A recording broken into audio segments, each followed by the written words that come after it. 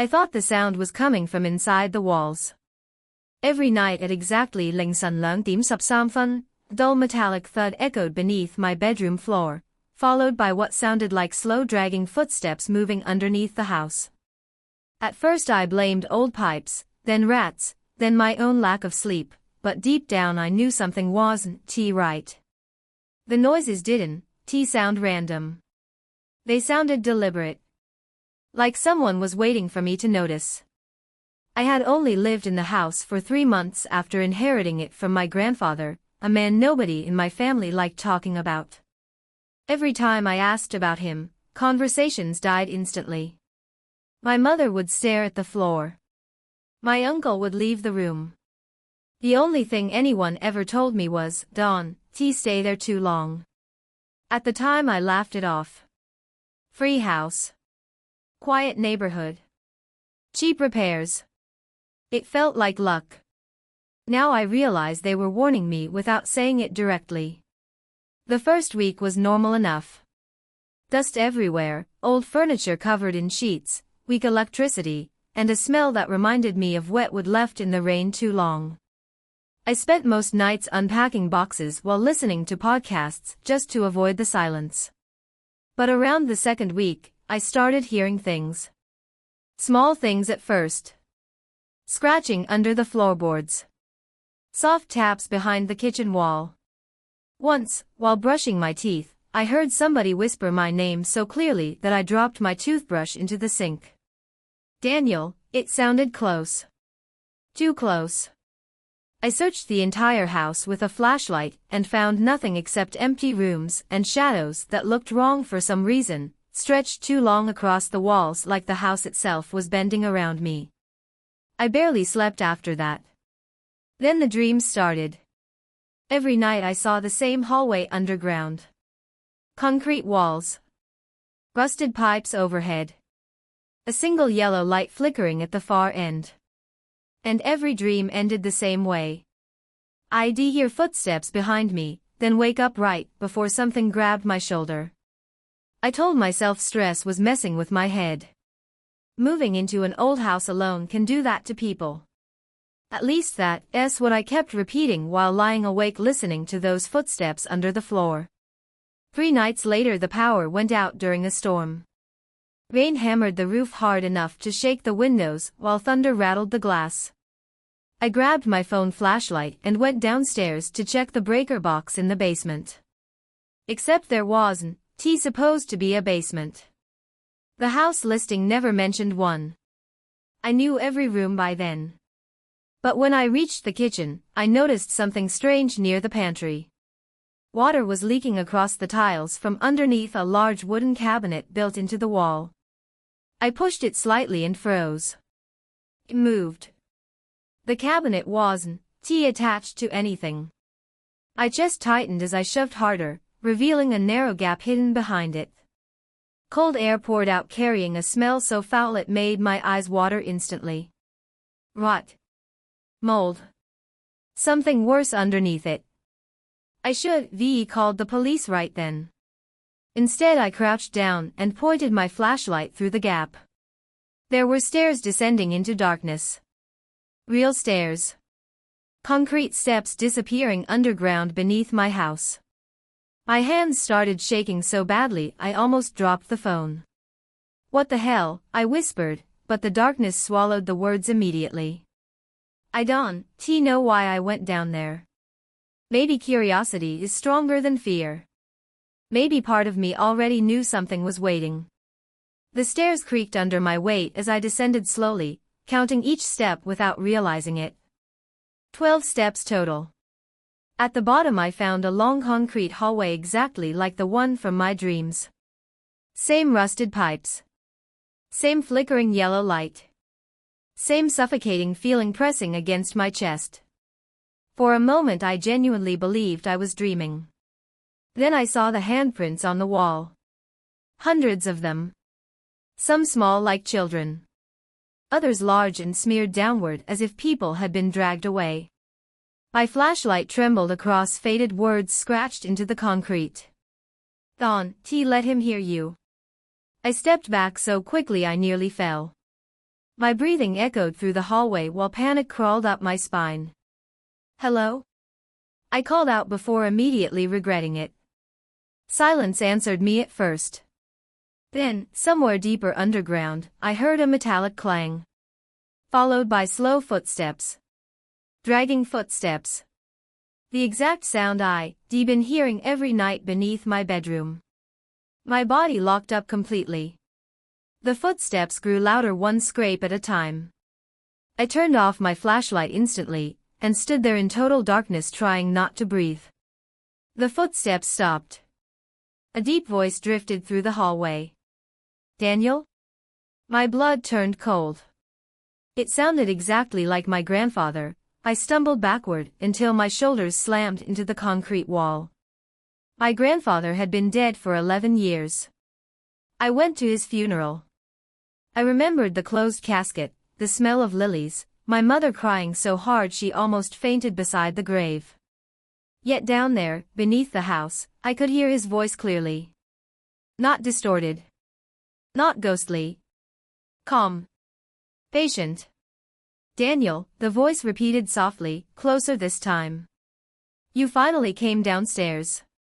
Every instinct screamed at me to run, but my legs refused to move. I could hear breathing somewhere in the darkness ahead, uneven and wet like somebody struggling through damaged lungs. Then came another sound that nearly made me pass out. Chain dragging slowly across the floor. I forced my flashlight back on and pointed it down the hallway. The beam shook violently in my hand, catching fragments of the corridor piece by piece. More handprints. Rusted hooks hanging from the ceiling. An old wheelchair tipped onto its side. Then the light landed on a door at the far end slightly hanging open.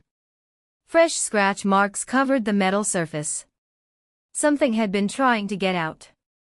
The voice stopped completely. So did the breathing.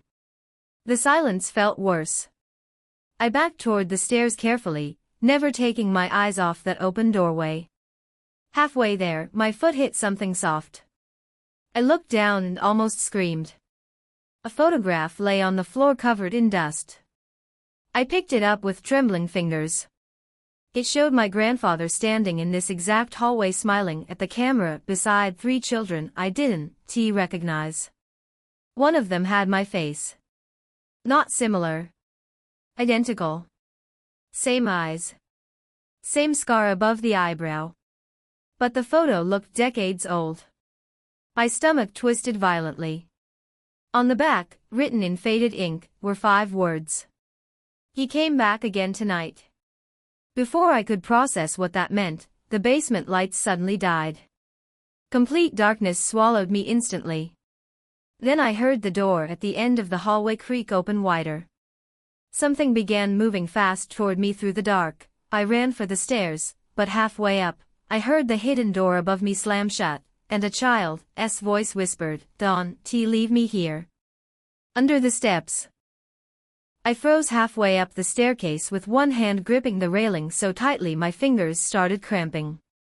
The whisper came again, quieter this time, trembling like whoever spoke was terrified of being heard. "Please." My flashlight beam shook toward the underside of the stairs, revealing nothing except darkness packed so tightly it looked solid. Rain thundered above the house while somewhere behind me, deep in the basement hallway, something dragged itself slowly across the concrete floor. The chain sound was getting closer. Every survival instinct screamed at me to run upstairs, shove the cabinet back into place, and pretend none of this existed, but that voice under the stairs sounded young. Desperate. Human. I crouched slowly and aimed the flashlight lower. At first I thought I was looking at a pile of trash bags pushed into the corner. Then one of them moved. A girl crawled partially into the light, shielding her eyes. She looked around 12 years old, pale to the point of looking sick, with tangled black hair hanging across her face. Dirt covered her arms. Her lips were cracked and bleeding.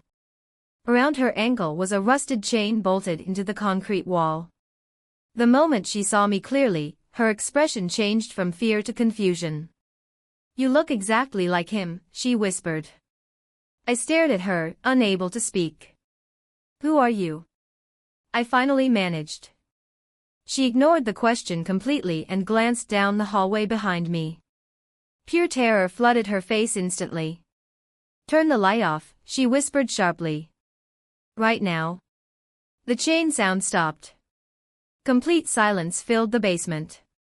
Then came the voice again. My grandfather's voice. Calm. Gentle. Daniel, Dawn, T listened to her. I killed the flashlight immediately. Darkness swallowed everything. I could hear the girl breathing under the stairs, fast and panicked. Then I heard another set of footsteps entering the hallway below. Slow.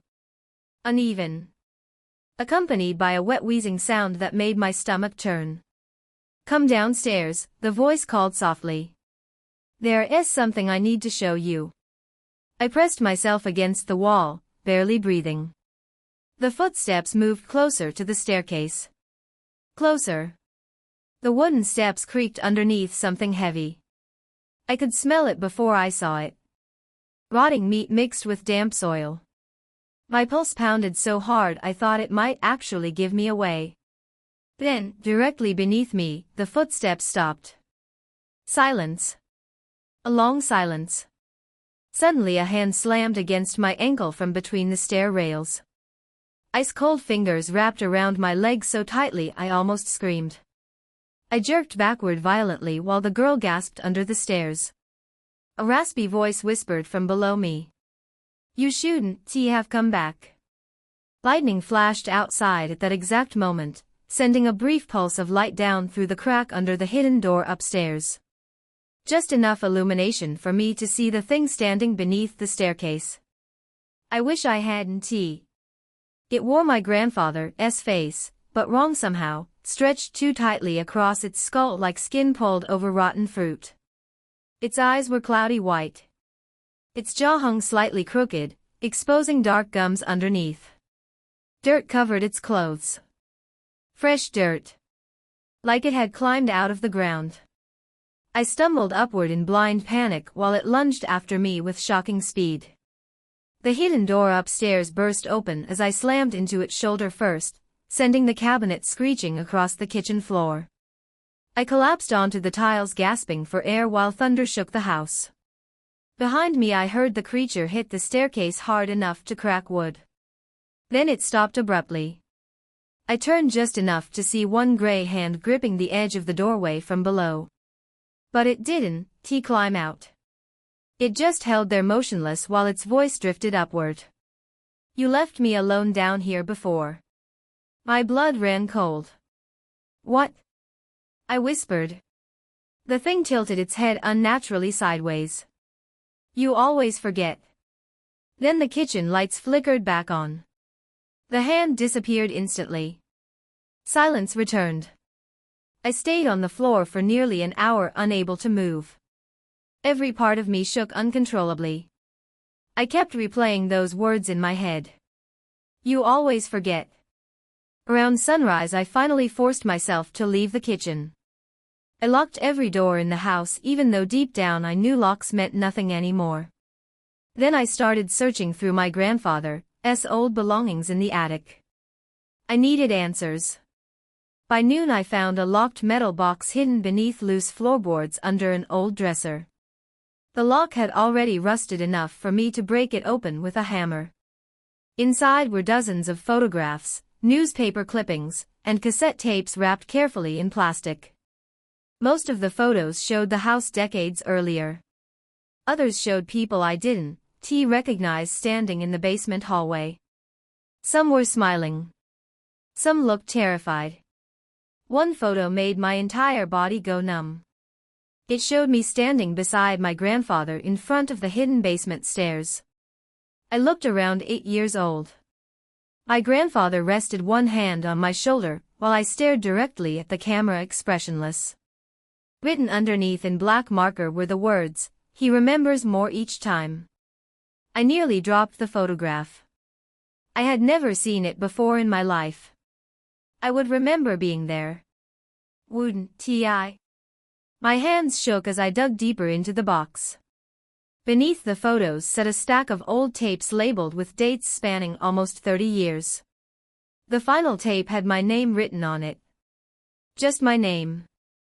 I found an old cassette player in the attic and pressed play immediately. Static crackled through the speakers for several seconds before a voice began speaking. My voice. If you rehearing this, the recording said shakily, it means he made you forget again. I stopped breathing. The tape continued. My name is Daniel. I know that sounds obvious, but listen carefully because none of this is going to make sense soon. The thing in the basement isn't grandpa anymore. Maybe it never was. And if you found the girl under the stairs, my recorded voice broke apart like I'd been crying. Then you already too late.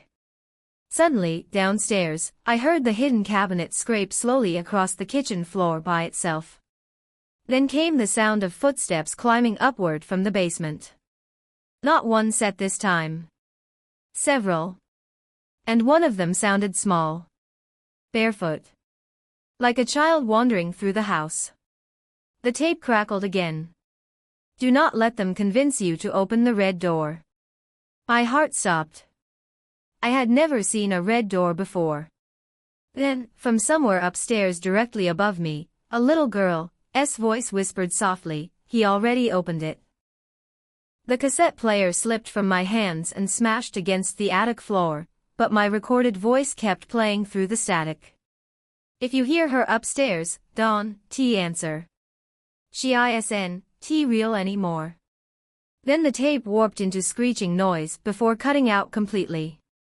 I stood frozen in the dark attic while slow footsteps creaked across the ceiling above me. Not possible. There was no floor above the attic. My throat tightened so badly I could barely swallow. Another step echoed overhead. Then another. Something was walking on the roof directly above my head. I grabbed the flashlight and backed toward the attic ladder, trying not to breathe too loudly. Every instinct told me the house was changing somehow. Rooms felt misplaced. Hallways seemed longer than before. Even the silence felt different, like the entire building was listening. As I climbed down into the hallway below, I noticed muddy footprints covering the floorboards. Small barefoot prints mixed with larger ones that looked almost human except for the toes, which were too long. They led toward my bedroom. I followed them slowly, my flashlight trembling in my hand. The bedroom door stood partially open. I knew for a fact I'd left it closed. The footprints disappeared inside. For several seconds I just stood there staring at the darkness beyond the doorway, while my pulse hammered against my ribs. Then I heard quiet humming. Child humming softly from inside my room. I pushed the door open. Empty. The room looked normal at first glance except for one thing. My bed had been moved slightly away from the wall. I approached slowly, every muscle in my body locked tight. There, behind the bed frame, hidden beneath peeling wallpaper, was a small red door. About 3 feet tall. My stomach dropped instantly. The red door from the tape. Fresh scratches covered the wood around the handle like someone had clawed at it recently. I knelt beside it carefully. The paint looked old, cracked with age, yet the brass handle gleamed strangely clean. Almost polished. My own reflection stared back faintly from its surface. I remembered the warning perfectly. Do not let them convince you to open the red door. Then I heard breathing behind it. Slow. Weak breathing. Daniel? A woman whispered from the other side. My chest tightened painfully. I knew that voice. Mom? Silence followed. Then came soft crying. Please open the door, my mother whispered weakly. It's dark in here. Every rational thought disappeared instantly. I grabbed the handle before stopping myself at the last second. No. No, this was wrong. My mother lived 3 states away. I had spoken to her yesterday. The crying behind the door grew louder. Please, she sobbed. He locked me inside. My hand shook violently on the handle. Then another voice spoke from behind the door, deeper this time. My grandfather's voice. Don't trust him, Clara. The crying stopped immediately. Complete silence. Suddenly something slammed hard against the other side of the red door. Once. Twice. The entire wall shook. I stumbled backward as another impact hit even harder. Cracks spread through the wallpaper around the frame. Then came scratching. Violent scratching like multiple hands tearing at the wood from inside. I ran out of the room without thinking. The hallway lights flickered rapidly as I sprinted downstairs toward the front door. I just needed to leave. Get in the car. Drive anywhere else. But when I reached the entrance, the front door was gone. In its place stood only blank wallpaper. I stared at the wall, unable to process what I was seeing. My breathing became frantic.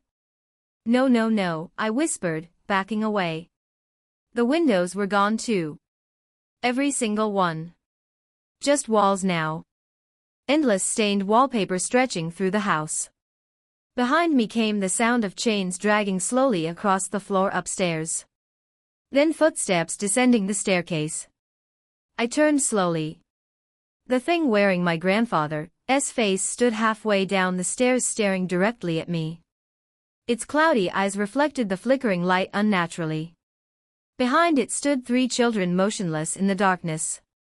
One of them was the chained girl from under the stairs. Except now she wasn't chained anymore. You remembered the door too early, the creature said calmly. Its jaw cracked loudly when it spoke, hanging lower than before. That makes this harder. I backed into the kitchen until my legs hit the counter. What are you? I whispered. The thing smiled. Skin split slightly near its cheeks. I am what your family fed this house. The children behind it began humming together softly. Same melody I heard in my bedroom. The creature took another slow step downward. Your grandfather made a deal long before you were born. The house stays alive as long as someone remembers it. My head spun. None of this felt real anymore. You lying. Am I? He asked gently. Then why are there recordings of you? My stomach twisted violently. The thing continued descending the stairs one creak at a time. You've been here before, Daniel. Many times. Every cycle ends the same. What cycle? I shouted. The creature stopped moving. The forgetting. Suddenly memories slammed into me so hard I nearly collapsed. Brief flashes. Running through the basement as a child. Crying. My grandfather dragging something heavy down the hallway. A locked room filled with voices whispering through the walls. Then another memory surfaced stronger than the rest. Me standing in front of the red door years ago, while my grandfather whispered, "Never open it twice." I grabbed the kitchen counter to steady myself. No, the creature smiled wider. You restarting to remember. One of the children stepped forward into the light. My heart stopped completely. It was me. Not similar. Literally me at around 8 years old wearing clothes I vaguely remembered from childhood photos. The child version of me stared silently with hollow eyes. That's impossible, I whispered.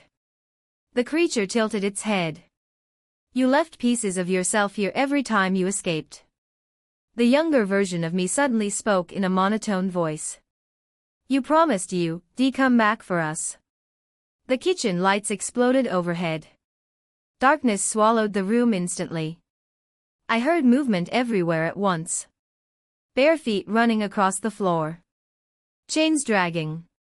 Children laughing quietly in different rooms. My flashlight flickered weakly as I stumbled backward toward the pantry. Then its beam landed on something carved into the kitchen wall. Hundreds of tally marks scratched deep into the wood. Beneath them were words written in dried black stains. This is your 7th time here. My entire body went numb. Seventh. Not first. Seventh. Suddenly the flashlight beam illuminated someone standing inches away from me in the darkness. Me. Older. Exhausted. Covered in blood. The other version of myself grabbed my shoulders desperately and whispered, "You need to kill the house before it remembers you again." Then the walls began breathing. At first I thought I was hallucinating. The wallpaper behind me expanded slowly like lungs filling with air, then shrank again with a wet creaking sound. Every wall in the kitchen moved together in rhythm, breathing around me while the house groaned deep beneath the floorboards. The older version of myself tightened his grip on my shoulders hard enough to hurt. Up close he looked destroyed. His eyes were bloodshot. Deep cuts covered his arms. One side of his face looked burned. "Listen carefully," he whispered urgently. "You don't have much time before it resets again." Behind him, shapes moved through the darkness of the hallway. The creature wearing my grandfather's face descended the final staircase step slowly, while the children stood motionless behind it. "You can't stop it," the creature said almost kindly. "He never understands that part." Older me ignored it completely. "The basement isn't under the house," he whispered. "The house is built around it." My head pounded violently as fragments of memory kept forcing themselves back into my mind. Every cycle. Every escape attempt. Every time forgetting everything afterward. "What is this place?" I asked shakily. Older me glanced toward the hidden basement entrance. Fear flashed across his face instantly. "A door," he answered. "Something ancient lives behind it. Your grandfather found it under the property in Yetgaotasei." The creature smiled wider. "Found is such a weak word." Older me continued speaking rapidly. "At first it only wanted animals. Then people. Then memories. The house feeds it by trapping pieces of anyone who enters." The child version of me stepped closer silently. "You promised," he repeated emotionlessly. I backed away from him instinctively. "Why can't I remember any of this?" Older me looked exhausted. "Because forgetting is the only way anyone survives leaving here." Suddenly another memory hit me so hard I nearly blacked out. Flames. Smoke. Me pouring gasoline through the basement hallway while my grandfather screamed somewhere underground. Then darkness. I grabbed my head in pain. "I tried burning it down," I whispered.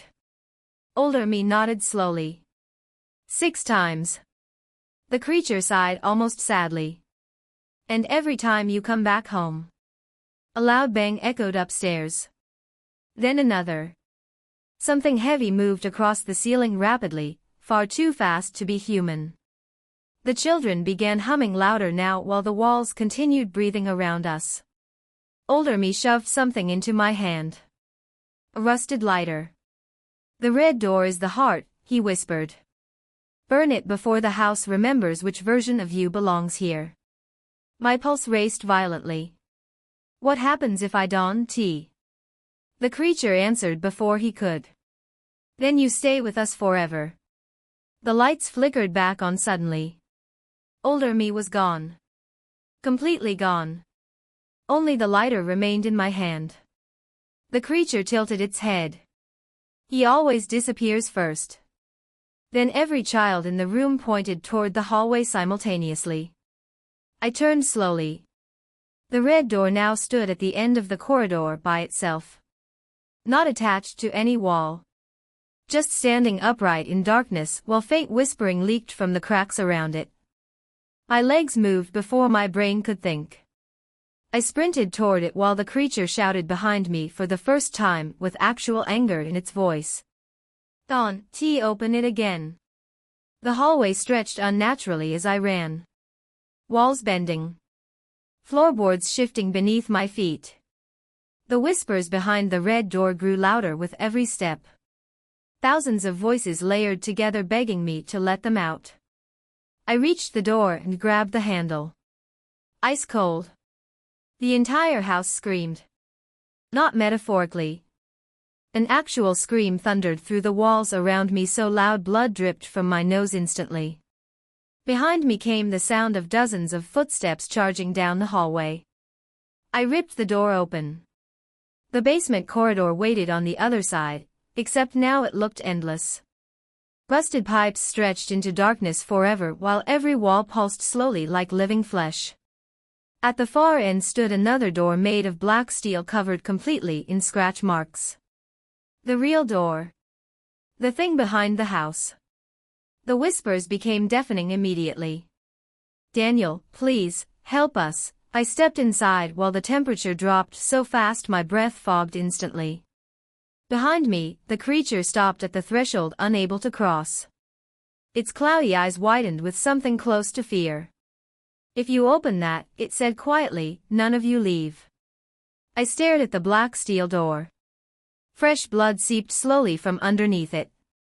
The lighter trembled in my hand. Suddenly I noticed the walls around the corridor weren't covered in handprints. They were covered in faces. Human faces pressing outward beneath the surface like people trapped inside wet cement. Their mouths moved silently. My stomach twisted violently. Among them I recognized my grandfather. Then older me.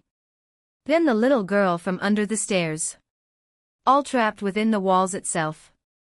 One face pushed outward harder than the others until I recognized it completely. My own face. Older. Decayed. Eyes wide with terror. It mouthed two words silently. "Burn everything." The black steel door began shaking violently. Something massive hit it from the other side hard enough to bend the metal inward slightly. Another impact followed immediately. The creature behind me backed away for the first time. "It is awake," it whispered. The hallway lights exploded one by one toward me in rapid succession. Darkness swallowed the corridor piece by piece. Closer. Closer. The final light above me flickered violently, while the steel door bulged outward again with an ear-splitting screech of twisting metal. Then I heard it. A voice from behind the door. Not monstrous. Not deep. Calm. Familiar. My own voice. "Daniel," it said softly. "You finally came back." The door handle started turning slowly from the inside. My body locked in place. The lighter shook uncontrollably in my hand while every trapped face in the walls silently screamed around me. The handle turned further. The creature behind me whispered something I'll never forget. "That's the real you." The steel door began opening. I lit the flame. Then every